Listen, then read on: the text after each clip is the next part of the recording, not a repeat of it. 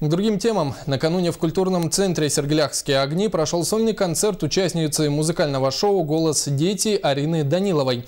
Девочка впервые спела для жителей родного города. С подробностями Анастасия Данилова.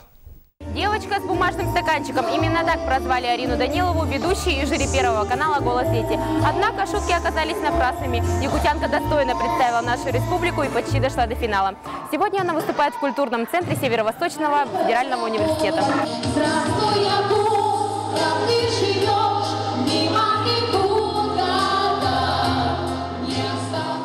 Петь Арина начала еще в раннем возрасте. Участвовала в хоре «Angels», снималась в программах популярного телеканала СТС. В детстве очень мечтала быть похожей на американскую певицу Аврил Лавин. Сейчас Арина учится в школе только на пятерке и работает вместе с оркестром «Фонограф». На самом деле я была в Якутске год назад, и не так уж это давно, но я была только там на 3 месяца, и вообще я жила в Якутске до 4 лет, потом перелетела в Москву, жила там 6 лет, точнее живу сейчас там 6 лет, и уже 6-й год пошел, и лечу обратно, точнее, вот на этот концерт приехала сюда. Юную певицу совершенно не смущает ее возраст. Наоборот, Арина очень уверена в себе и в том, что ей есть чем поразить якутскую публику. Родители Арины целиком и полностью за карьеру будущей звезды российской эстрады.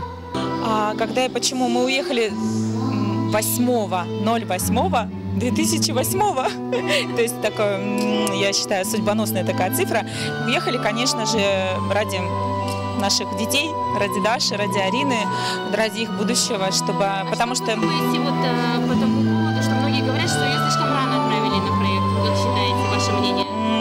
На самом деле, мы не думали о том, что рано или не рано. Мы решили попробовать, это случилось, этот шанс выпал, и мы этому рады и счастливы. Все вырученные от концерта средства пойдут на помощь детям, попавшим в трудную жизненную ситуацию. Анастасия Данилова, Семен Афанасьев. Новости столицы.